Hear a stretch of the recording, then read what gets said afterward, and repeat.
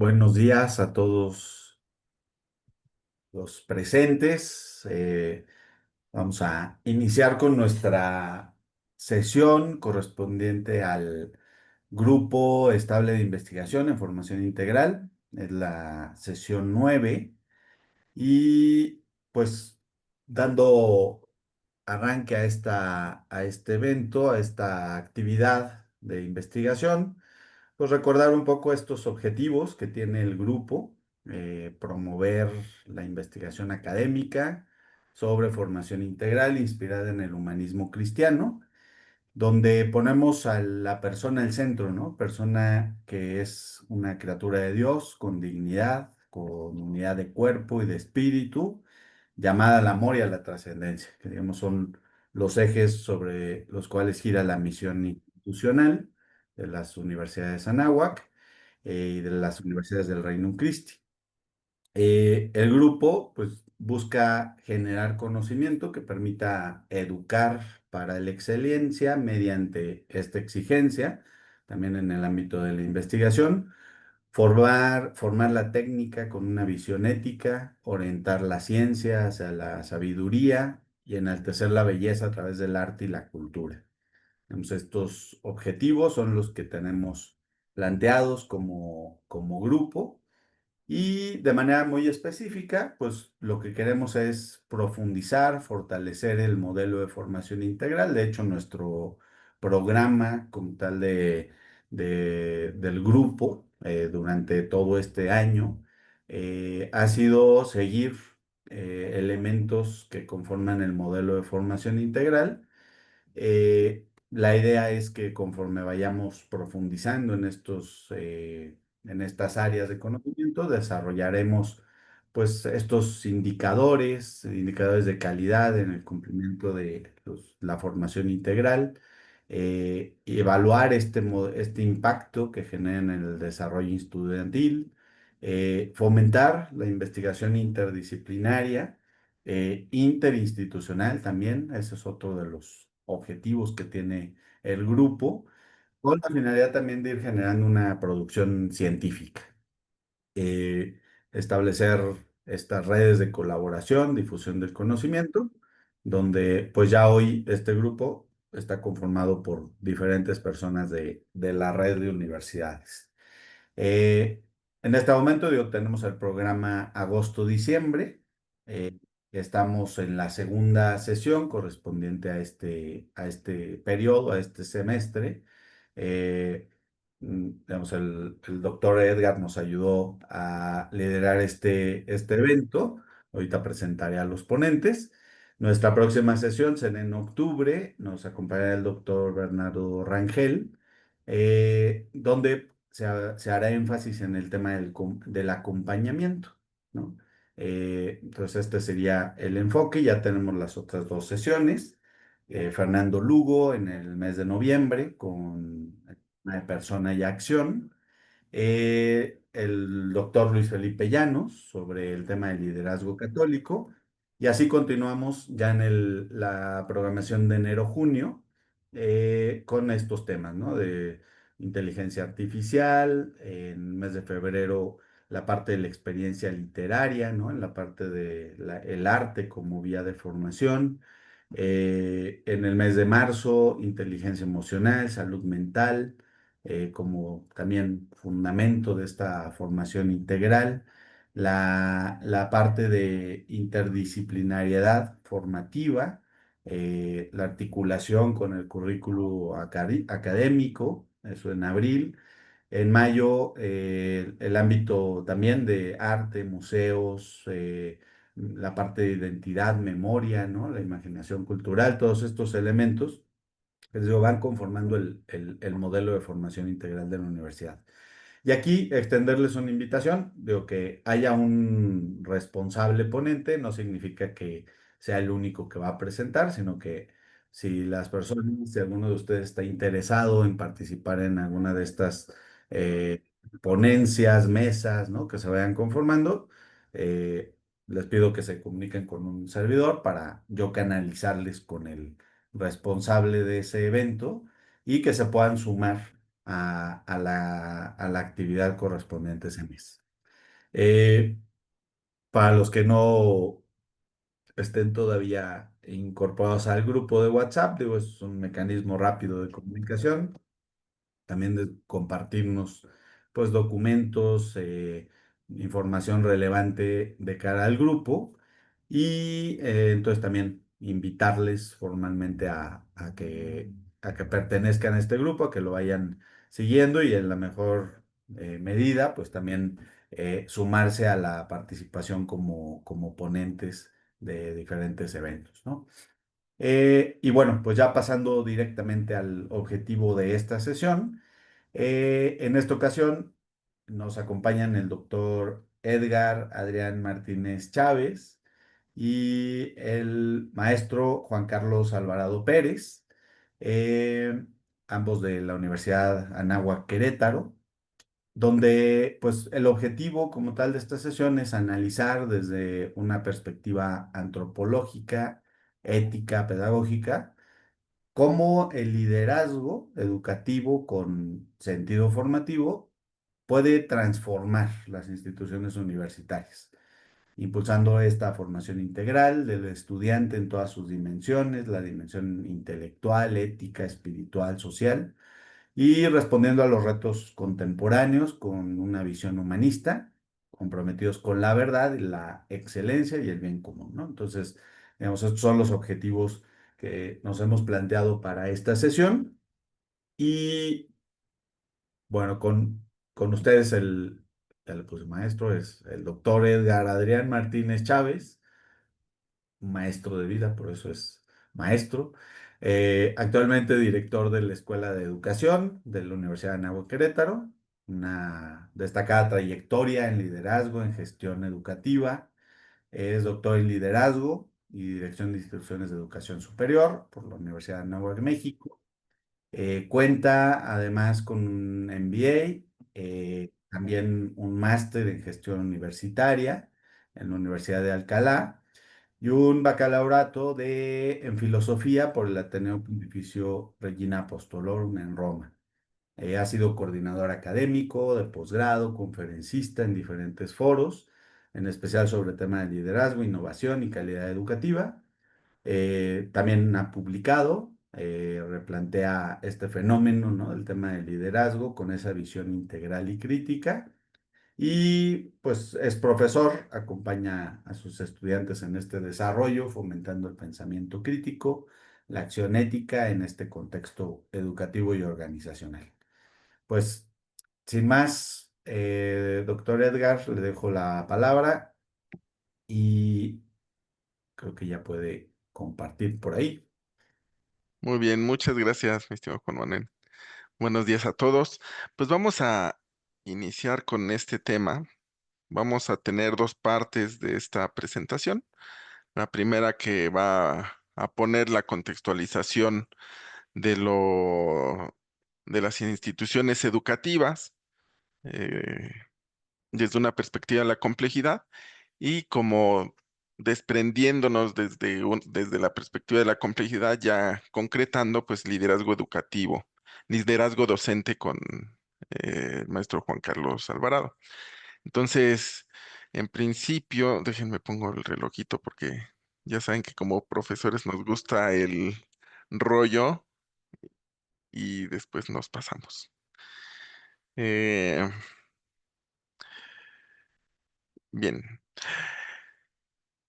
la perspectiva antropológica y desde importancia de la perspectiva antropológica en las instituciones educativas, pues parecería algo obvio, sin embargo, sobre todo en el fenómeno de instituciones educativas en México, no es tan obvio. Muchas veces olvidamos esta perspectiva y más desde una perspectiva compleja de las organizaciones educativas. Es por eso que, digo, aprovechando el loop de la inteligencia artificial, utilicé esta portada, porque actualmente, pues incluso podríamos estar perdiendo eh, una perspectiva antropológica e irla sustituyendo por, digo, aquí puse algo más de digitalización y demás, pero van ahí en esa imagen, después de la imagen de la creación. Si no tenemos esta perspectiva antropológica, vamos a estar cambiando de perspectivas y poniendo al centro de las organizaciones muchas otras cosas, ¿no? Ahorita es inteligencia artificial, digitalización y diferentes perspectivas que pueden suplir esta perspectiva antropológica y es por eso que la tenemos que tener clara y defenderla en las instituciones educativas. ¿Por qué? Pues porque debe de guiar la decisión de toda institución educativa. Tenemos que dirigirnos con dignidad. ¿Por qué? Porque el fenómeno educativo, en su esencia más, eh, en su estructura más sintética, es la relación entre el docente y el alumno, ¿no? Entonces, en esa relación, son personas las que se relacionan. Y esto no lo tenemos que olvidar. Hay una película que no sé si la hayan visto, que es la del Principito, la de dibujos animados que salió por ahí del 2015, en donde la protagonista es una niña que va después a conocer al aviador y al Principito, ¿no? Y tiene algunas escenas que son muy significativas a nivel educativo. Y nada más me quisiera centrar en una. Cuando esta niña va a hacer su examen de admisión a la institución de más relevancia en su ciudad, por la que la mamá ha estado desviviéndose para que entre, y cuando va a hacer su examen de admisión, la llaman por un número, ¿no? Número 343, ¿no? Y ya la niña va, hace su examen de admisión, reprueba y demás. Pero ese detalle de llamar a la niña por la matrícula nos puede cambiarlo todo. Podemos empezar a ver números, matrículas, ingresos, este, ingresos económicos, nuevos ingresos de instituciones, pero ya despersonalizados, no, no preocupados por la formación de personas. A ver, y esto se da en instituciones públicas y privadas. Hace poco hablaba con un rector de una institución pública y dice, es que nuestra meta en este semestre es aumentar tantos alumnos, ¿no? Para aumentar la capacidad de la institución y ser más óptimos en el aprovechamiento de los recursos que nos dan.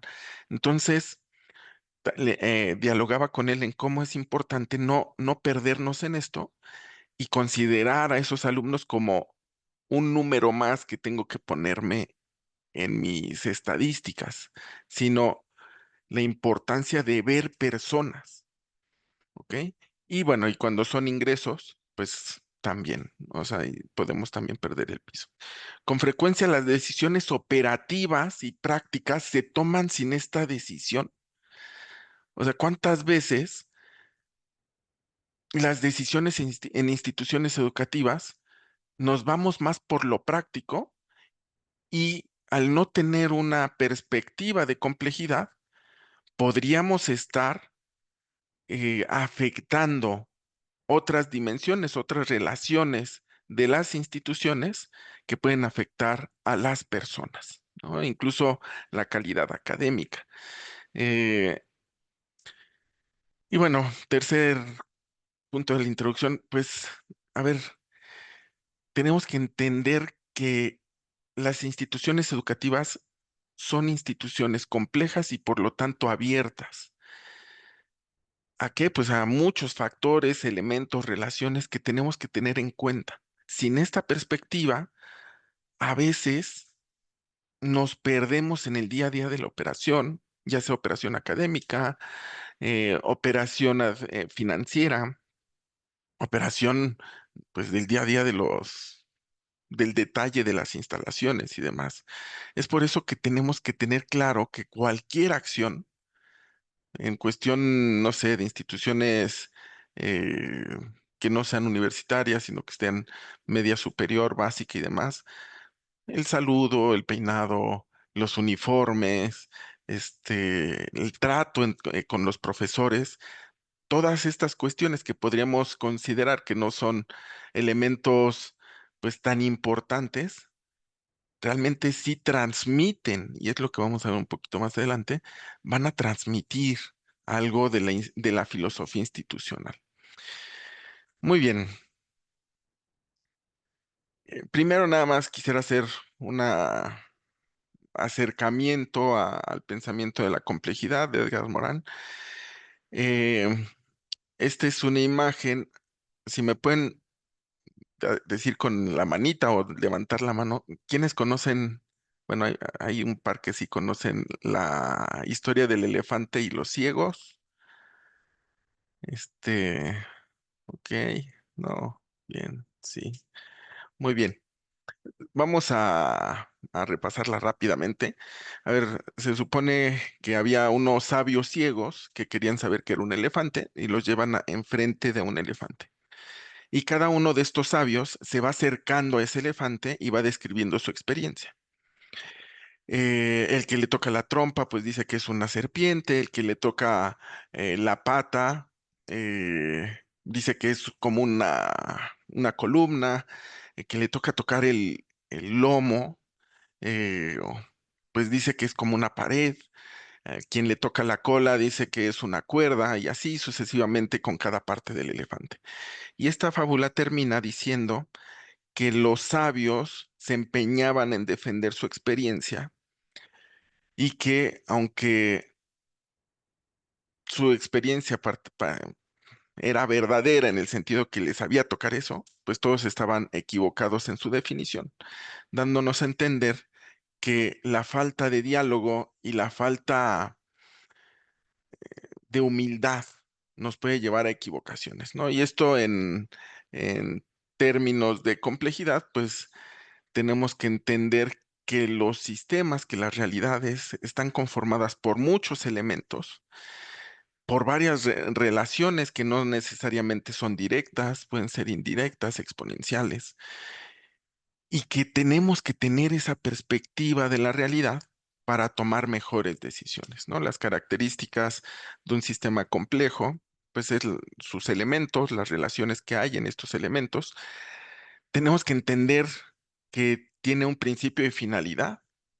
Las realidades tienen estas, y sobre todo en estas cuestiones institucionales de organizaciones, siempre van a tener una finalidad, van a buscar algo. Eh, Son abiertos. Hemos comprobado que los sistemas cerrados se destruyen a sí mismos, se descartan de los demás sistemas.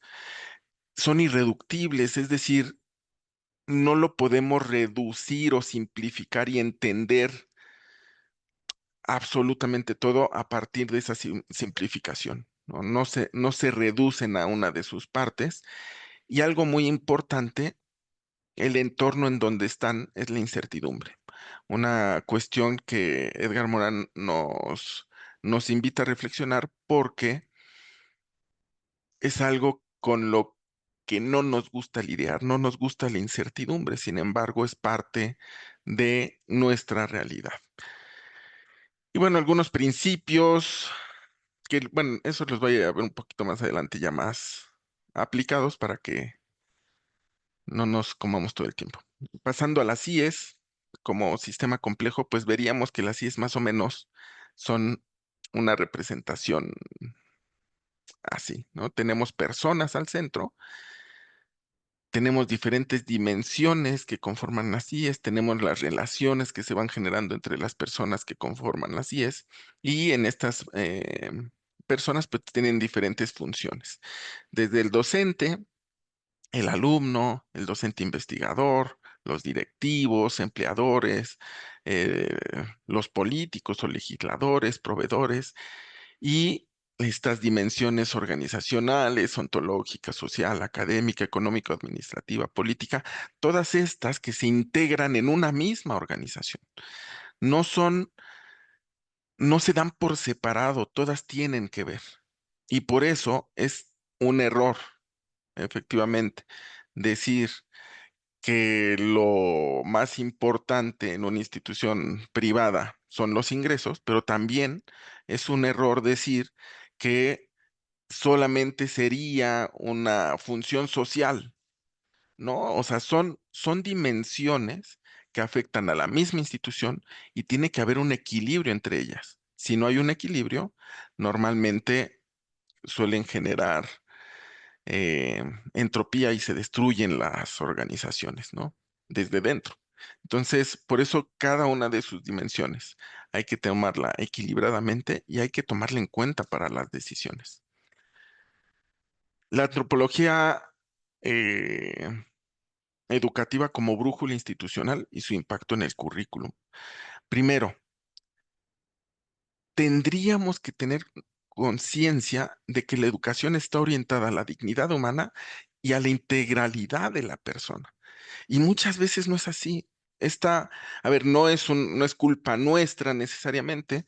eh, Venimos de siglos con modelos educativos que buscan más o formar al ciudadano perfecto o a la mano de obra perfecta y olvidamos la formación integral de la persona en sí misma.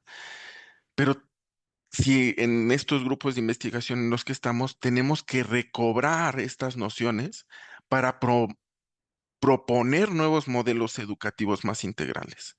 Hace algunas semanas estaba hablando con una persona que está en una universidad pública, politécnica, es decir, o sea, es muy especializada y estaba muy preocupada por la formación integral y nos decía, pues es que en mi institución, pues esto de formación integral parecería no importar. Sin embargo, yo veo que el rendimiento de los alumnos sube cuando los atendemos de una forma más integral y los orientamos hacia no solamente a adquirir las competencias técnicas que tienen que tener, sino a desarrollar otras habilidades blandas, ¿no?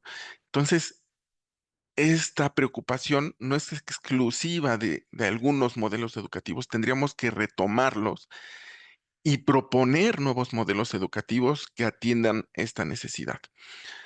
Segundo, el currículum no es neutral. A veces pensamos que, sobre todo cuando haya instituciones que se dicen, pues que no se meten en temas religiosos o en temas de valores, que son eminentemente técnicos, ¿no? Que hay algunas propuestas así, pues incluso ellos tienen una perspectiva antropológica, no la pueden obviar. Entonces, el currículum expresa decisiones éticas y formativas. No es neutral y nunca va a poder ser neutral.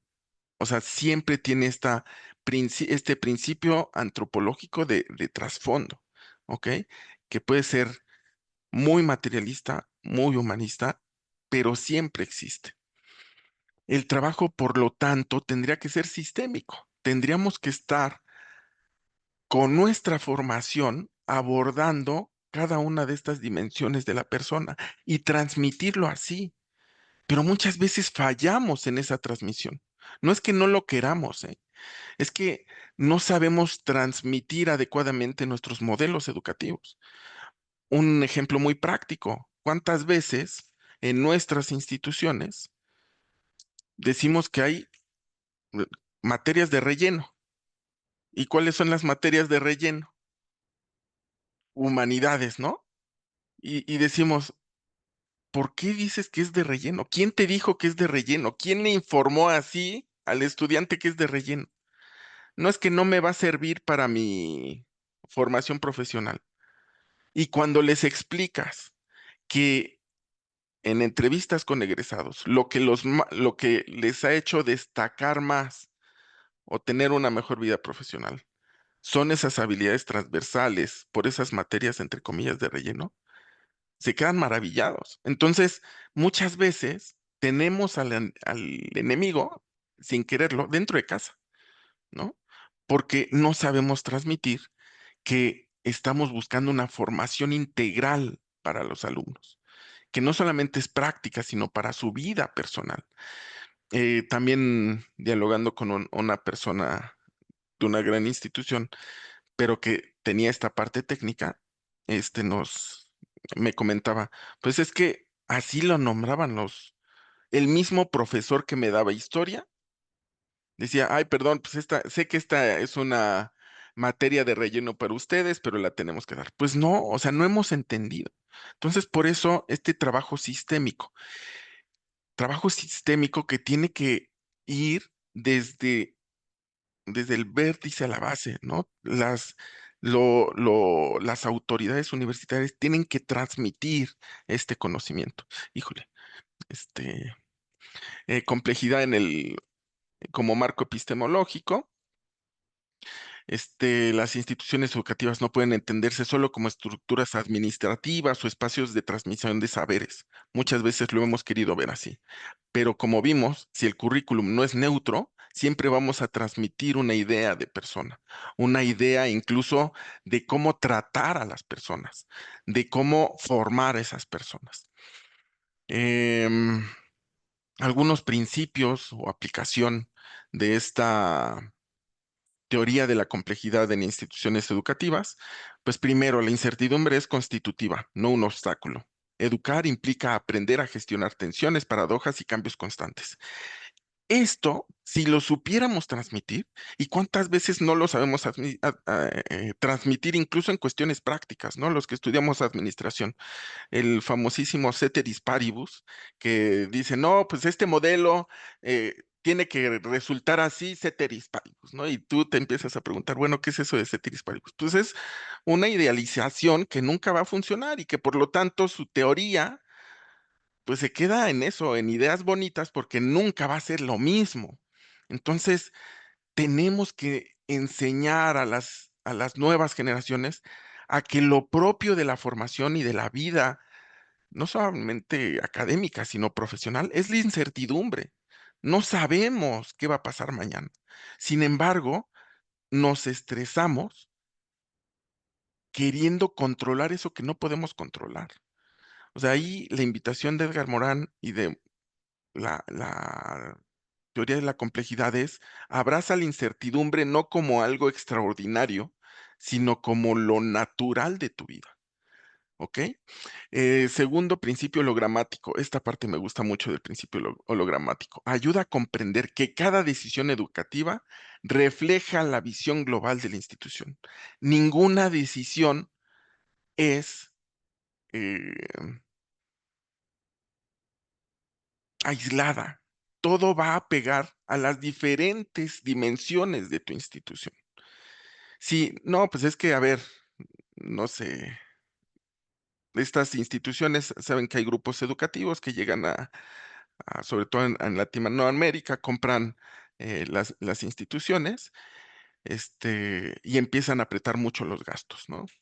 Entonces, eso de apretar los gastos, esto de no pagar bien a los profesores, esto de minimizar cualquier cuestión, incluso formativa que se necesite, pero si cuesta mucho no lo vamos a utilizar, eso ya te está transmitiendo algo. Y esas decisiones muchas veces las podríamos ver muy prácticas y cuántas veces por lo práctico se nos va la calidad académica, ¿no? También me tocó eh, en una de las clases que doy, en institución, era en una primaria, hicieron un cambio de horario y el cambio de horario les afectó mucho en cómo vivían, pues, los valores de esa institución, ¿no? Hubo reclamos incluso de padres de familia y demás. Y hablando con la directora, me decía, pues es que nunca pensé que algo tan simple como un cambio de horario fuera a afectar tanto. Muy bien, ya para ir cerrando algunas aplicaciones prácticas, revisar nuestros propósitos, misiones y visiones institucionales para ver si tienen esta perspectiva compleja y antropológica para poder actuar. Manejar o buscar currículos integrales y humanizantes que la técnica nos ayude a humanizar nuestras sociedades. ¿Ok? Eh, la institución como totalidad coherente en cada uno de sus aspectos, de sus procesos. El liderazgo formativo y ético, esto lo va a tocar ahora el maestro Juan Carlos, pero promover este tipo de liderazgo más formativo y bueno, integrar la perspectiva antropológica como la complejidad implica comprender que las instituciones educativas son comunidades de personas en relación, más que en una estructura mecánica, ¿no? Este, muy bien. Pues creo que lo dejo aquí, mi estimado Juan Carlos, para que tú retomes. Ya después unas ideas para reflexionar sería en qué medida nuestras instituciones educativas sitúan realmente a la persona en el centro, la misión, el currículo y la gestión. Yo creo que con esa tendríamos para stop to share. Listo. Adelante, mi estimado Juan Carlos.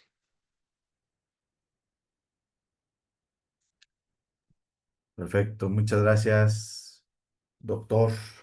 Gracias por su exposición. Igual les acabo de poner en el chat, las personas que quieran ir ya sea formulando las preguntas, lo pueden hacer a través de vía chat o se levanta la mano al final para ir dándoles la palabra. Bueno, está también con nosotros el maestro Juan Carlos Alvarado Pérez. Él es ingeniero en computación por la UNAM, maestro en educación, con mención honorífica, doctorando en liderazgo y dirección de instituciones educativas en la Universidad de Anáhuac, México, académico de tiempo completo en la Anáhuac Querétaro. Tiene experiencia docente en universidades como la Anáhuac México, Anáhuac Cancún y pues múltiples reconocimientos de excelencia. Profesor de la ruta de liderazgo, de programas de liderazgo, también diferentes materias en la Escuela de Educación, conferencista nacional, internacional, experto en formación integral, liderazgo, deporte, gestión de conflictos, cinta negra, espero decirlo bien, quinto dan en karate do Shito Ryu, entrenador y director técnico, actualmente enfocado en tecnología educativa, inteligencia artificial aplicada a la educación. Pues sin más, maestro Eduardo, damos la palabra, dejo de compartir y bienvenido. Estimado Juan Manuel, muchísimas gracias por esta presentación y para mí pues es un gran honor compartir esta mesa con el doctor Edgar y veo por ahí que hay caras, caras conocidas y que podemos entonces hacer esta plática ya después con preguntas y respuestas, pues muy enriquecedor todo esto, ¿no? Pues saludos a todos de antemano. Y pues dando seguimiento a esta parte, me quedó muy grabado lo que comentabas, Edgar, de cuidar el ámbito docente, porque el docente no es esa persona que ya no le quedó de otra más que dar clases porque no pudo ejercer una profesión. Se ha venido investigando y precisamente necesitamos revalorar esta función docente. Entonces, quiero comenzar primero con esto. El liderazgo docente constituye un elemento clave para potenciar la formación integral de los estudiantes y la consolidación de comunidades académicas. En este sentido, pues sí, el docente, y más bien yo pensaría el vínculo entre el docente y el alumno, el ejercicio que se hace entre el docente y el estudiante, es lo que va a generar precisamente el aprendizaje y más allá del aprendizaje, esta formación. Por lo tanto, el liderazgo educativo, inspirado en una visión integral de la persona, tiene en el docente su actor fundamental. Es el actor fundamental porque en él recae principalmente la intención para la cual fue hecha la institución educativa, en este caso las universidades.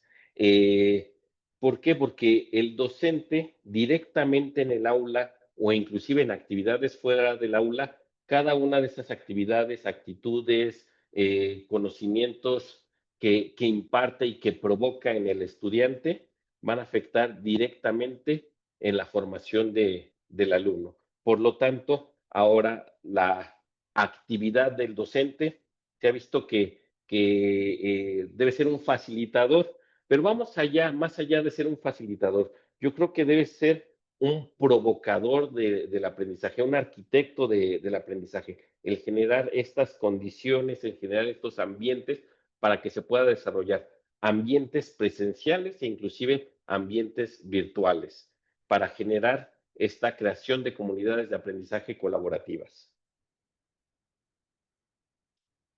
Y bueno, eh, haciendo pues un enlace entre esta labor docente y el liderazgo, pues vamos a empezar a entender primero qué es el liderazgo.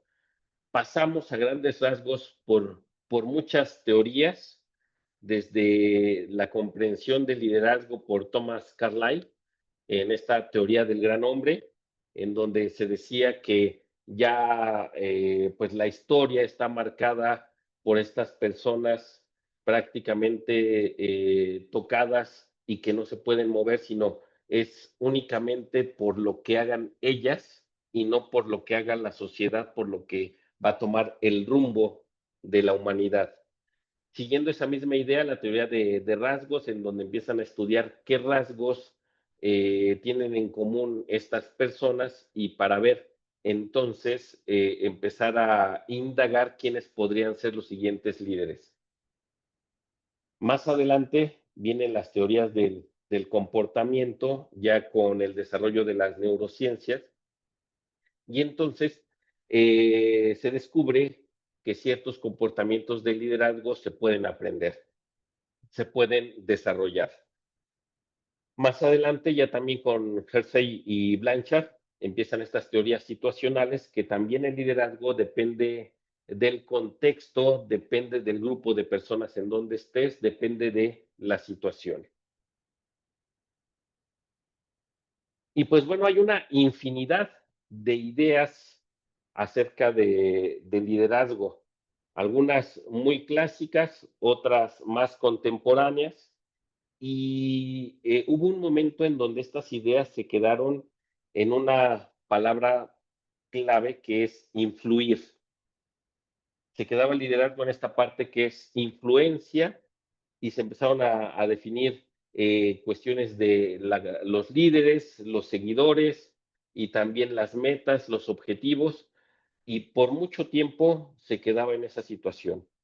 Más adelante, ya con la integración de este enfoque humano, se empezó a ver que eso no era suficiente. Es necesario, pero no suficiente. Y entonces vinieron nuevas ideas más por esta influencia humanista. Aquí me detengo a hablar un poco acerca de este modelo de John Kotter. John Kotter veía que en estos estudios de las organizaciones, de las empresas, estudiando a los directivos, veía que deberían desarrollarse en dos ámbitos. Un ámbito era el management o esta gestión, administración, la cual se encarga de asuntos, de procesos, de cosas, y pues era algo muy, muy, muy complejo. Y se veía por otro lado que los directivos deberían tener esta parte de liderazgo. Y el liderazgo tiene que ver con personas. Ya lo comentaba el doctor Edgar, que el liderazgo tiene que ver más que nada con esta relación interpersonal. Y tiene que ver con el cambio, porque al final de cuentas el cambio se logra con las personas. Por lo tanto, él decía, y lo comenta el doctor Salvador Ortiz de Montellano, que Kotter, la visión era quitar esta parte de liderazgo de la escuela de negocios y pasarlo a otro ámbito que posteriormente se vio que es el área de formación integral y que por lo tanto si es una capacidad que necesariamente debe tener el directivo, pero que también puede ejercerse este liderazgo en otros niveles de la organización y de la sociedad. Y por lo tanto también entonces un liderazgo docente.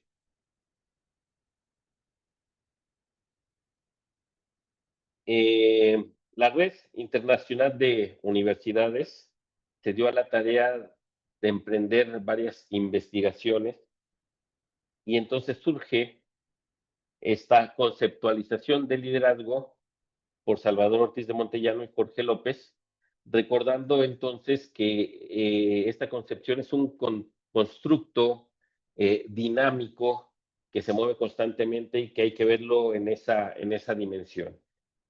Y ellos ven el liderazgo como un acto humano, libre e intencional de guiar a otros hacia el bien común. Y por lo pronto, para nuestro quehacer, nos vamos a quedar con este concepto de liderazgo. Esto implica 4 elementos conceptuales. El primero, que es un acto humano. Es decir, vamos a concebir el liderazgo como algo que solamente se provoca en la acción. No se trata de una cualidad estática. El líder está y no se mueve, no. El líder precisamente ejerce esa cualidad en la acción, en esa capacidad de movilizar sus habilidades, de seguir desarrollando capacidades, de potenciar a otros. Por lo tanto, es un acto humano en la medida del hacer. El segundo elemento es libre e intencional, es decir, parte de una decisión consciente. No hay liderazgo por accidente. Es precisamente esta voluntad de actuar orientado hacia un propósito, hacia una vocación genuina, en donde demos sentido a nuestras acciones, dando dirección a esas acciones. El líder elige libremente asumir esa responsabilidad. Ya el acto de elegir es asumir ese compromiso, asumir esa responsabilidad. Como tercer elemento tenemos que es un acto relacional, es decir, el liderazgo no es solitario, siempre se da entre dos o más personas y las personas son aquellas que son sujetas de liderazgo. Y por último, como lo veíamos en el concepto que estamos manejando, tiene como fin máximo el bien común. Por lo tanto, si el fin buscado no es bueno, no es liderazgo. A esta persona se le puede denominar de alguna otra manera el jefe, el estratega, el crack inclusive, pero no liderazgo porque bajo esta mirada el fin, los medios tienen que tener como esta finalidad el bien común. Y de aquí vamos a hablar acerca de las virtudes. Las virtudes en los estudios que ejercen algunos investigadores de la red contemplan que son necesarios para el desarrollo del liderazgo. Y las virtudes las vamos a entender como estas disposiciones, estas tendencias naturales, interiores, firmes, constantes para realizar el bien, siempre inclinadas a buscar la verdad y la justicia. Se dice pues entonces que las virtudes se desarrollan, se van formando a lo largo del tiempo y que no es lo mismo una virtud que una competencia. La competencia se desarrolla, pero al final de cuentas se aprende, como si estuviéramos hablando del docente, el, el crear un plan magisterial, el entender un concepto, pero una virtud va más allá, no por comprender qué es la humildad, ya somos humildes, sino que tenemos que estar en determinados contextos, emprender ciertas acciones para poder desarrollar la humildad. Y las virtudes no tienen tope, es decir, no es porque yo ya tenga cierta humildad, hablando de este ejemplo, ya llegué a mi tope de humildad, sino cada vez puedo ser más humilde y ejercer de mejor manera esa humildad. Por lo tanto, las virtudes son estas tendencias estables en constante desarrollo. También podemos entender las virtudes como el justo medio entre el exceso y el defecto, de acuerdo con lo que menciona Aristóteles en este texto de Ética Nicómaco. En este sentido, este justo medio no necesariamente tiene que ser una media aritmética o matemática, sino se habla de un punto óptimo de disposición que nos ayuda a desempeñarnos de manera asertiva y ética, de acuerdo a determinado contexto y circunstancia. Havard sostiene que el liderazgo virtuoso no es un talento reservado solo para unos cuantos, sino es una forma de ser que puede cultivarse mediante la práctica de virtudes clásicas. Estas llamadas virtudes cardinales, sumándole algunas otras, y se dice que entonces necesitamos para el liderazgo esta magnanimidad, la humildad también y las otras virtudes cardinales. Estas virtudes ayudan al desarrollo del carácter. Por lo tanto, no es una especie de talento usado cada vez que se convenga, sino está presente en todas las circunstancias. Se interiorizan, se encarnan y se convierten en quien eres. Algo muy importante en el entendimiento del liderazgo es este cambio de paradigma fundamental, porque es una palabra que se utiliza mucho, lo había comentado, la palabra influir. Entonces vamos a procurar influir, utilizarla en una menor medida y sustituir por la palabra inspirar. La inspiración surge cuando una vida vivida con sentido y entrega toca a otra vida, despertando en ella un movimiento interior hacia el bien, la plenitud y la acción comprometida. Inspirar es entonces hacer nacer en el otro el deseo del bien. Esto nos da la pauta entonces para este efecto multiplicador del liderazgo. La inspiración es la base para la generación de nuevos liderazgos, porque inspirar también es ayudar al otro a encontrar su propósito de vida, su vocación. E inspirar es querer replicar la obra de otro bajo el contexto propio, bajo la vocación propia. Es decir, si me siento inspirado por un artista, yo voy a replicar esa inspiración en lo que hago cotidianamente, que es la labor docente. Por lo tanto, esta inspiración es un elemento importantísimo dentro del liderazgo. Y hablando de esto, tanto de virtudes como de estos 4 elementos fundamentales en nuestra concepción del liderazgo, los autores Salvador Ortiz de Montellano, Jorge López y algunos otros se dieron a la tarea de desarrollar este modelo EduLead, compuesto por 3 ámbitos educativos: comprensión de la realidad, la relación con otros y la dedicación a la tarea. Cada uno de estos con ciertas virtudes específicas y ejes educables, cada uno compuesto por 3 ejes educables. Hablando de la visión docente, en esta comprensión de la realidad y en la mirada, que es mirar la realidad sin distorsión, podemos decir que el docente debe observar objetivamente las necesidades, actitudes, dificultades de cada estudiante evitando estereotipos, juicios previos, basándose en datos concretos, en el rendimiento, en comportamientos, en conversaciones individuales, para poder identificar dónde los estudiantes necesitan más apoyo.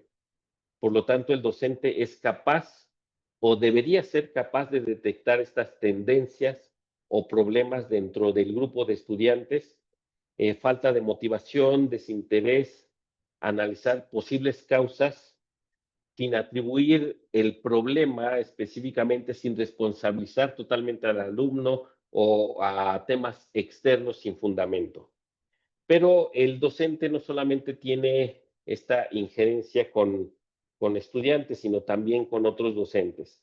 Por lo tanto, en esta cuestión de academias, el docente debería estar dispuesto, a esta disposición, evaluar esfuerzos de sus pares, estrategias, observar las estrategias que aplican, estas prácticas asertivas, dificultades que enfrentan inclusive sus pares, esta carga laboral, frustraciones, sin juzgar. En la deliberación o sopesar acciones de mejora con estudiantes, antes de tomar decisiones, el docente debería reflexionar sobre los efectos que éstas tendrán en el aprendizaje, cuidadosamente en el desempeño de los estudiantes, dar retroalimentación adecuada, asegurándose que esa retroalimentación sea justa, clara, orientada a su mejora.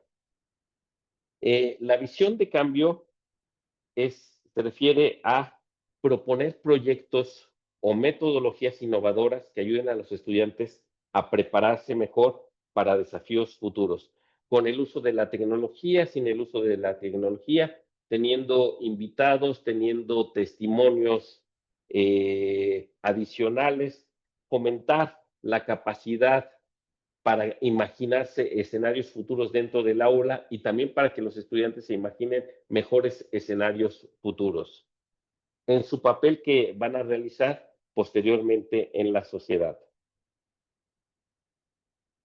Bien, en el ámbito de la relación con otros, viene la inspiración, lo que ya habíamos comentado, es decir, generar no nada más una motivación extrínseca en los estudiantes, sino que esa motivación se quede y ayude a mejorarlos como personas, mejorar el rendimiento académico, incitándolos a buscar el bien en su vida profesional, pero también en su vida personal, utilizando ejemplos de la vida real, ejemplos cercanos, anécdotas, casos que reflejen el impacto positivo en el servicio, en el ejercicio de la profesión, casos íntegros.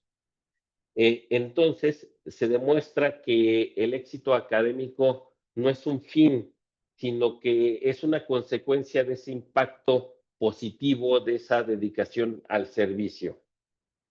En la parte de armonización, pues entonces facilitar esta participación activa de todos, absolutamente todos los estudiantes, asegurando que las clases fomenten esta inclusión, el respeto a las opiniones diversas, inclusive controvertidas, utilizar técnicas colaborativas que permitan integrar a los estudiantes menos participativos, fomentar un ambiente de respeto, un ambiente de diálogo en el aula e inclusive fuera del aula, donde todos los estudiantes se sientan valorados y escuchados.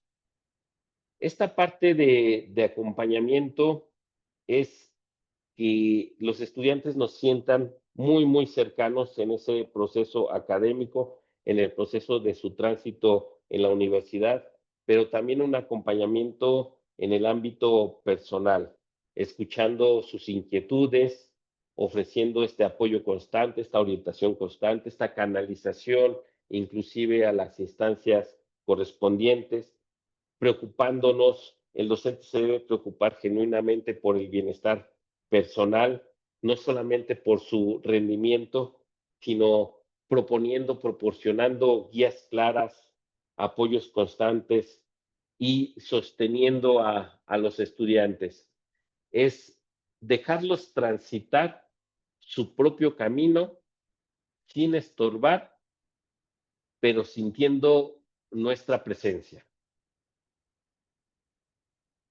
Ya casi termino, lo voy a terminar con esta diapositiva en la dedicación a la tarea, involucrarse y mantener compromisos. Es lo que exigimos al estudiante, nosotros darlo, cumplir puntualmente con la preparación de clases, con la entrega de evaluaciones, con esta retroalimentación oportuna en tiempo, modelando así el compromiso que esperamos de los estudiantes, manteniendo entonces un interés genuino en el aprendizaje y en su desarrollo. Esta parte de resiliencia muestra o ayuda a mostrar en el docente esta capacidad de adaptación ante cambios o situaciones adversas con problemas técnicos, sí, que a veces no se puede proyectar la presentación o no tenemos la bocina, el tener esa capacidad de readaptar, de dirigir la clase con los elementos que tenemos, manteniendo siempre una actitud positiva y proactiva, porque recordemos que no solamente formamos con los conceptos, sino principalmente con nuestras actitudes. Poder resolver estos conflictos entre estudiantes y saber mantener la calma y encontrar soluciones constructivas. Esta parte del autocontrol para poder gestionar las emociones de forma adecuada. Sí, los estudiantes agradecen mucho el ser genuinos, el vernos vulnerables, el aceptar las equivocaciones, pero teniendo este autocontrol, resolviendo las situaciones, los problemas de manera calmada, justa, sostenida siempre, manteniendo empatía hacia los estudiantes y buscando soluciones cuando estos enfrentan dificultades. Muy bien, pues yo creo que con esto termino mi intervención y dejo estas ideas para poder entonces abrir el diálogo entre los asistentes, también el doctor Edgar, y pues bueno, ahí están los micrófonos, estimado Juan Manuel. Muchas gracias a ambos. Pues abrimos eso, micrófonos. Si alguien tuviera alguna pregunta que quiera dirigir a los ponentes, adelante. Yo sé que van a ser todos, entonces vamos en orden, subiendo las manitas para que...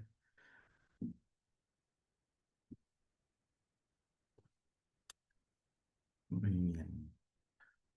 Por ahí coloqué dos preguntas.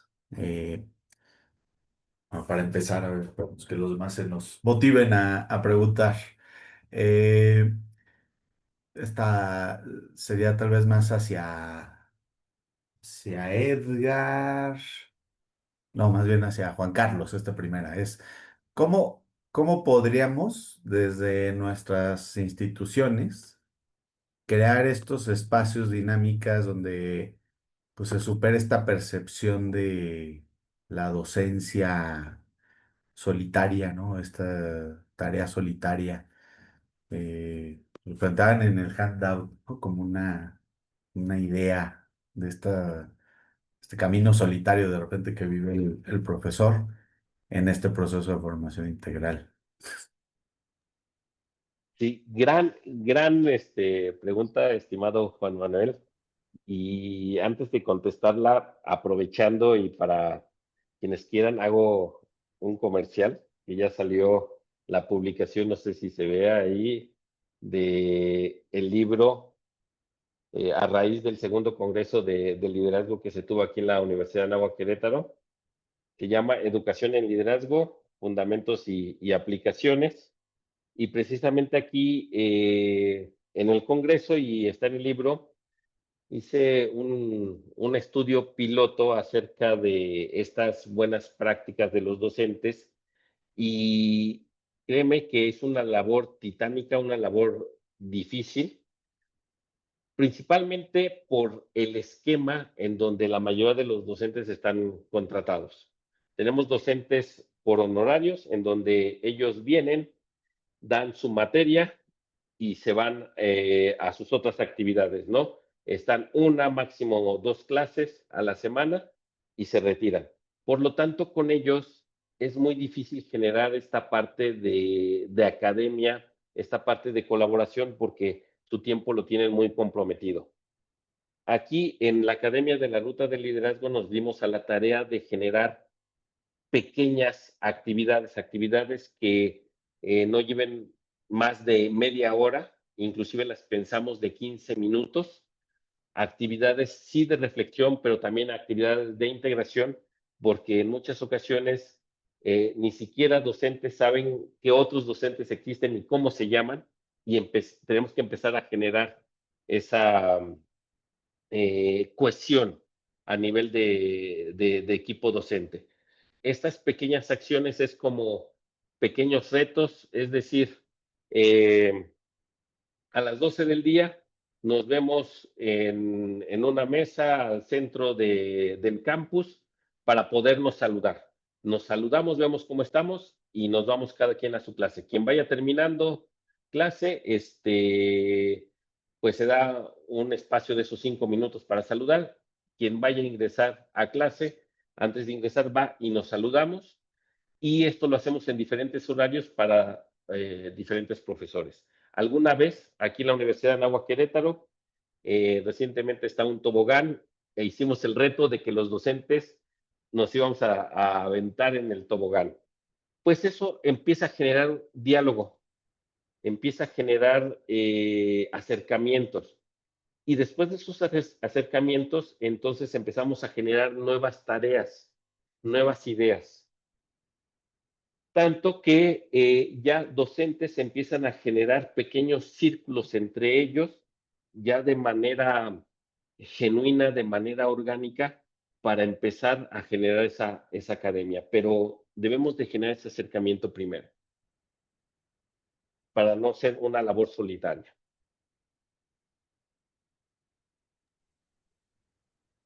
Gracias, Juan Carlos. No sé si Edgar ha visto por ahí algunas otras estrategias. A mí me parecen buenas estas estrategias, sobre todo las cuestiones de academia que a veces nos compartes también, mi estimado Juan Carlos, o sea, que el docente se sienta integrado en la formación del estudiante, no solamente con su materia, sino que contribuye a la formación de habilidades y demás, ¿no? O sea, ver sus materias contextualizadas dentro del currículo mm, total, ¿no? Del alumno, no solamente su parcelita.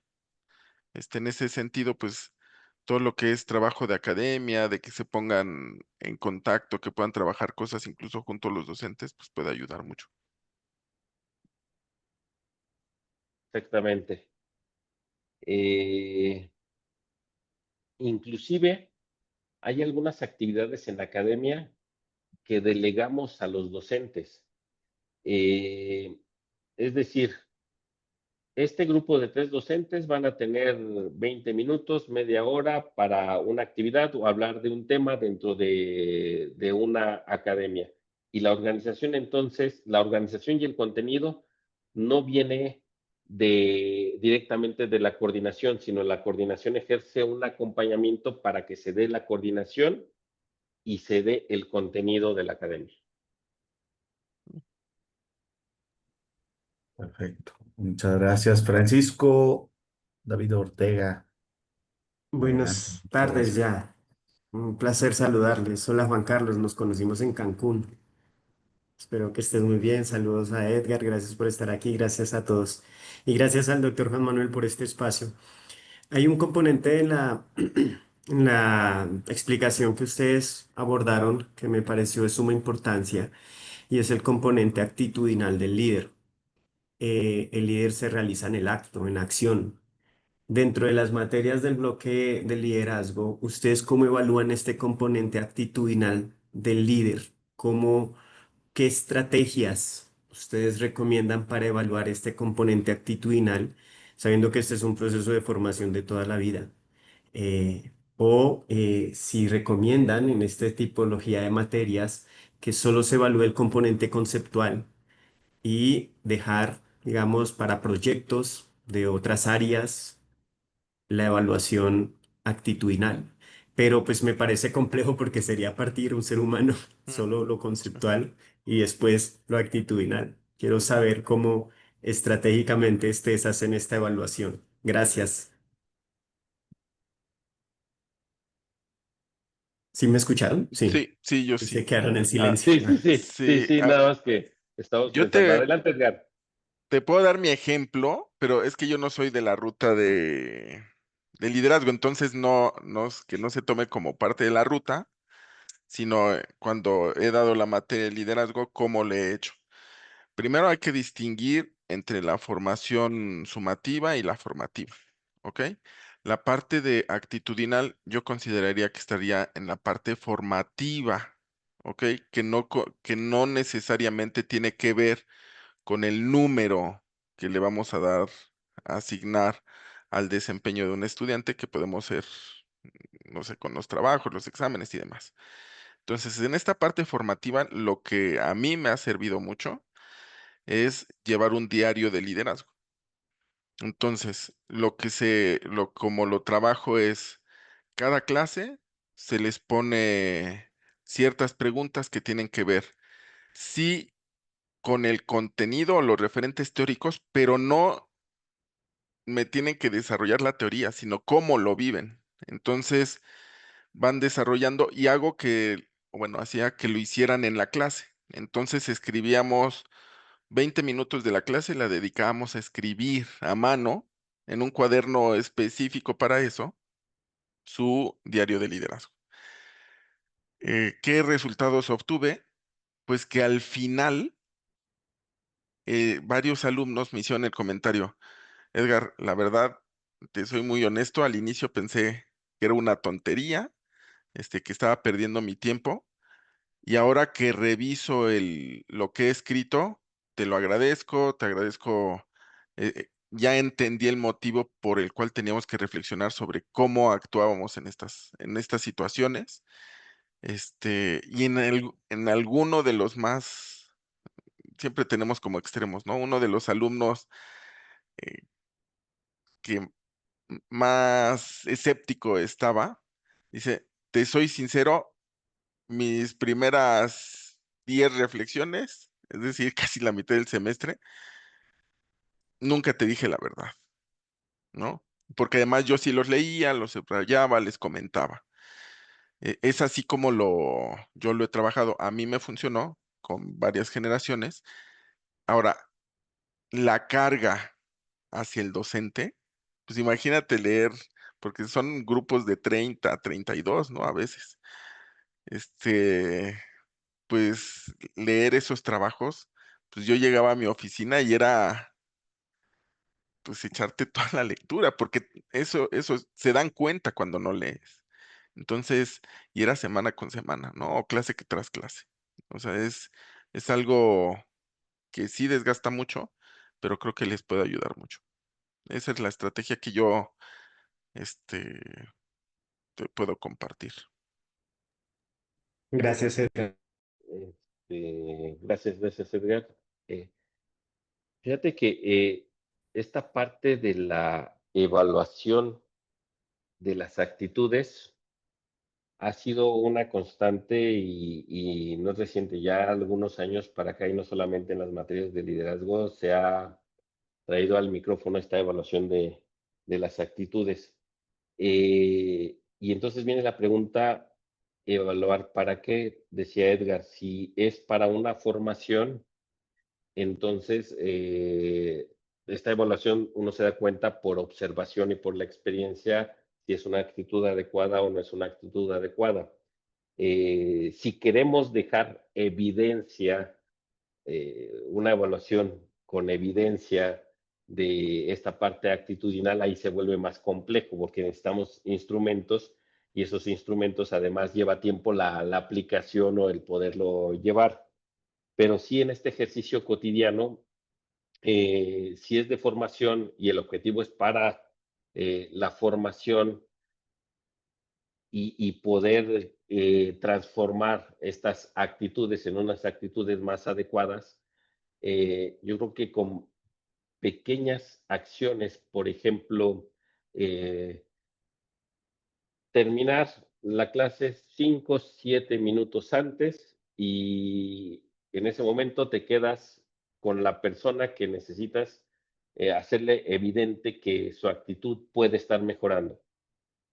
Y entonces comentarle de alguna manera, ponernos al servicio para mejorar.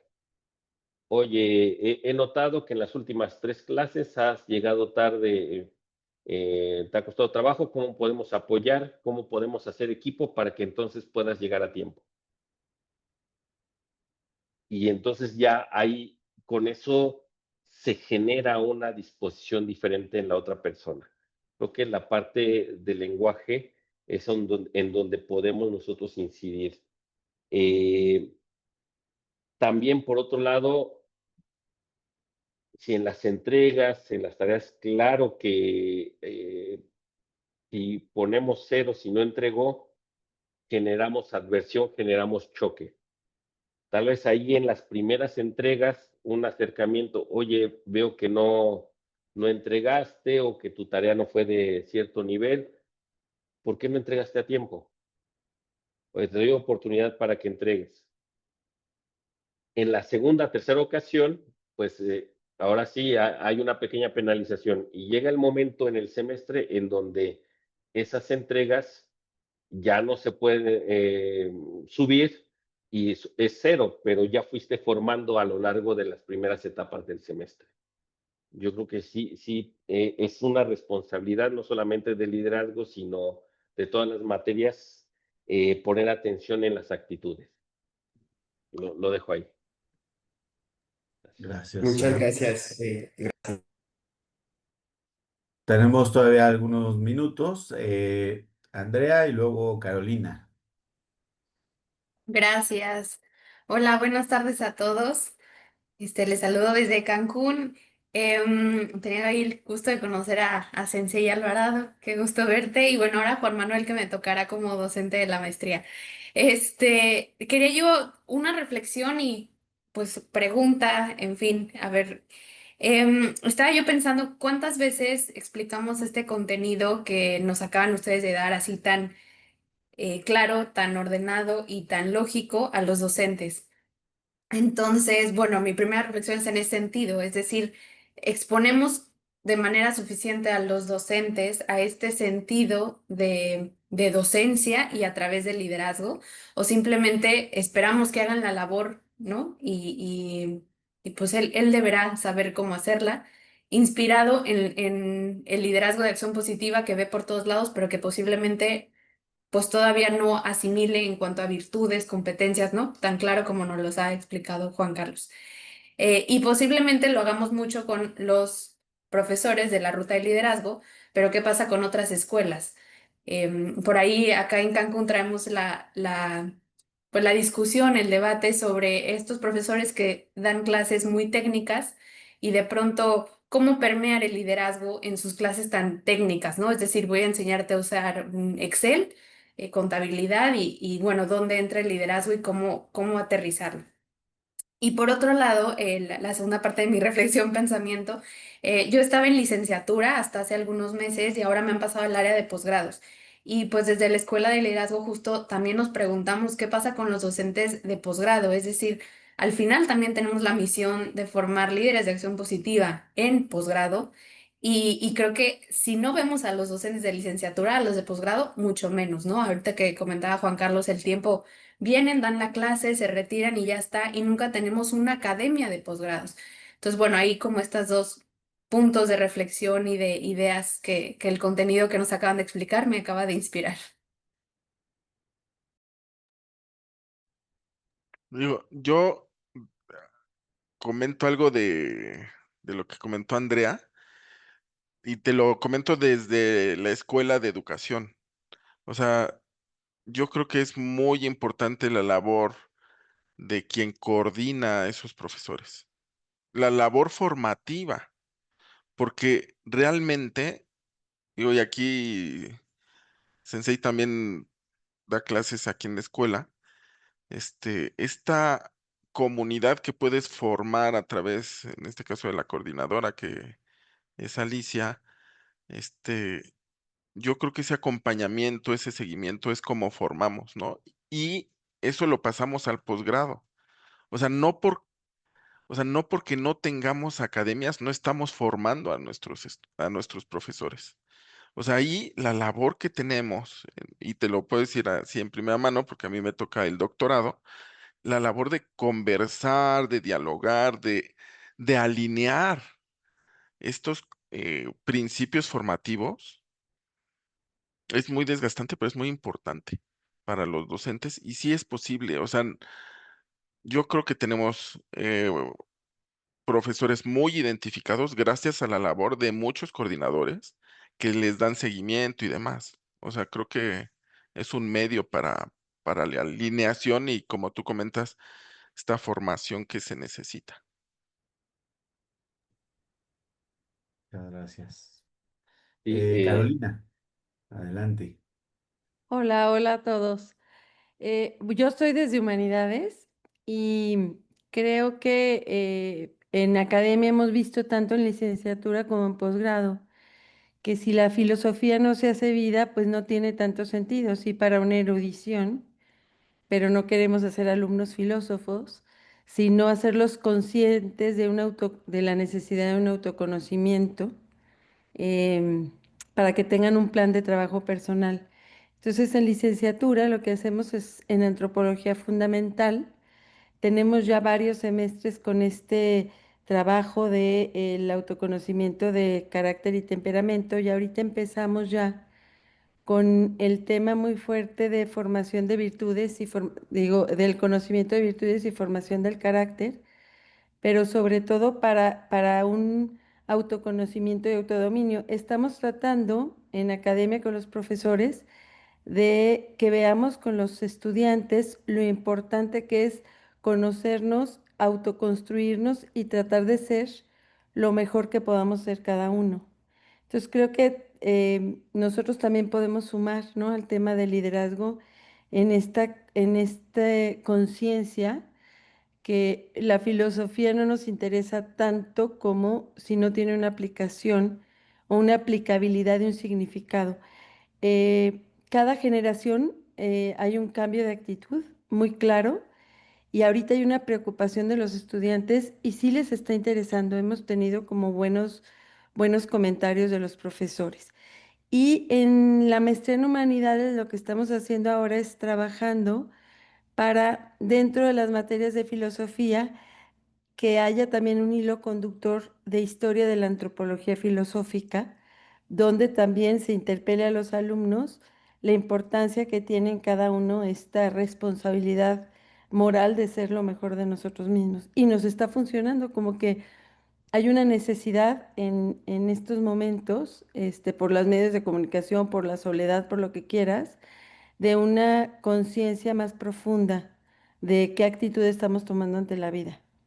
No sé si fui pertinente con mi comentario. Gracias. Gracias, Carolina. No sé si hay algún comentario al respecto de esta reflexión de la maestra Carolina.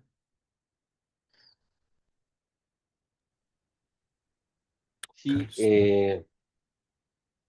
sí, pues es bajar esta filosofía y que esté presente en nuestra realidad. Y va a estar presente esta filosofía en cuanto promovamos nosotros encuentros. O sea, necesitamos promover estos encuentros. Encuentros de minutos, encuentros de más tiempo como este foro, pero sí en la promoción de encuentros. Y yo veo muy alineado lo que comentaba Edgar y lo que comentaba ahorita Carolina, que al final de cuentas nos alineamos en esa parte a través de los encuentros. ¿Cómo sensibilizamos a las personas? ¿Cómo reducimos esta resistencia al cambio o al tocar estos temas o al aplicar estos temas?